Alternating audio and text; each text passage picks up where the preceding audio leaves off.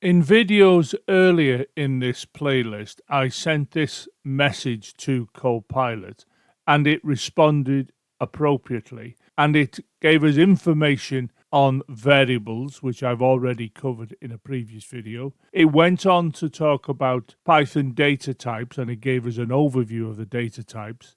And then it discussed strings, and I covered strings in the last video. In front of you, you are looking at the output from Copilot, and you can see it is talking about integers, and in brackets you can note it's got int, which is an abbreviation for integers. If we look at this line, it says integers are whole numbers, no decimal point. In other words, they represent whole numbers, examples of which are 5, 1,023, minus 204. All of those are examples of integers. 3.142 is not an example of an integer. So integers will just represent numbers that have no decimal fraction part. And if we look to this piece of code here, it's giving us an example of the assignment of an integer to a variable. We can see here that score is assigned 100. It also goes on this line to say you can do arithmetic. In other words, you can add, subtract, multiply, and this is a form of integer division, which I'll look at a later date. And also it'll do what's called a modulo division. This is where you perform a division and the remainder is given. So for example, 7 modulo 3, well, 3 goes into 7 twice, but that's not the result we're looking for when we use this operator. The result is the 1 that is left over from the division. Now, the 3 models that I introduced in the last video for variables of type string can be adapted to be used for integer types within the Python programming language. And that's what I'll show next. Going on to the next slide, we can see we have score is assigned 100.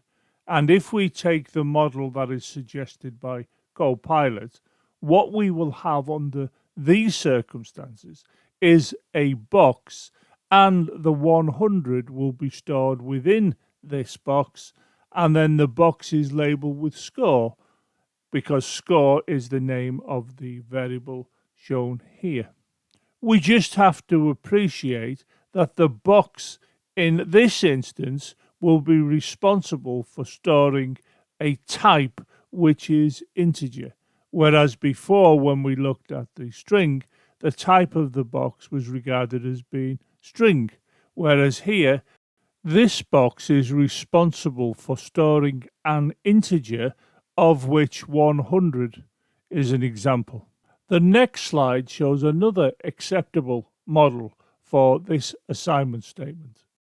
Python has what's referred to as an integer class, and we can see that we have this abbreviation to represent the integer, and here we've got members.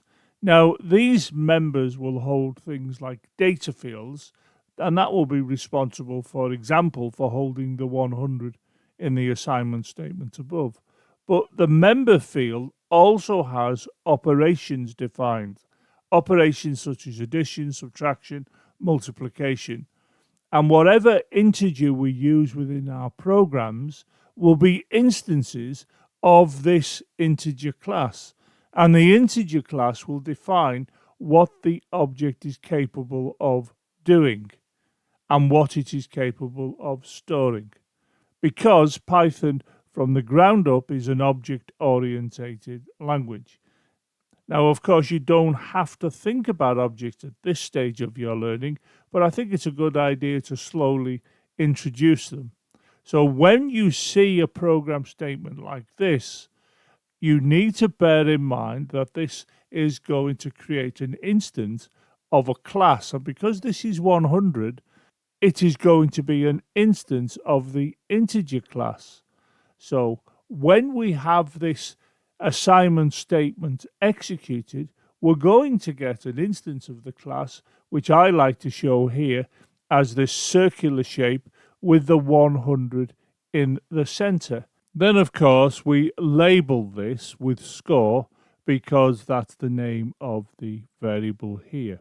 Now, what we have is an instance of the integer class. In other words, we have an object.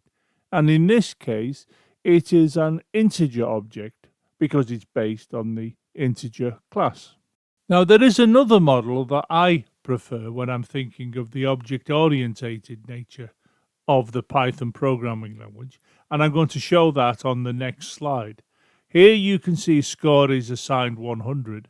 Straight away, because it's 100, I know I'm dealing with integers, so I'm going to know that I'm going to be creating an instance of the integer class, and the instance is coming into view now. This is, as I've already said, an instance of the integer class.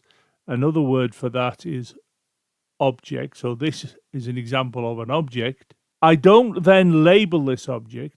Instead, I have an area of the computer's memory called score, which comes from this variable name. And within this area, there is an arrow which is used to point to where the object is in the computer's memory. This is the model I prefer.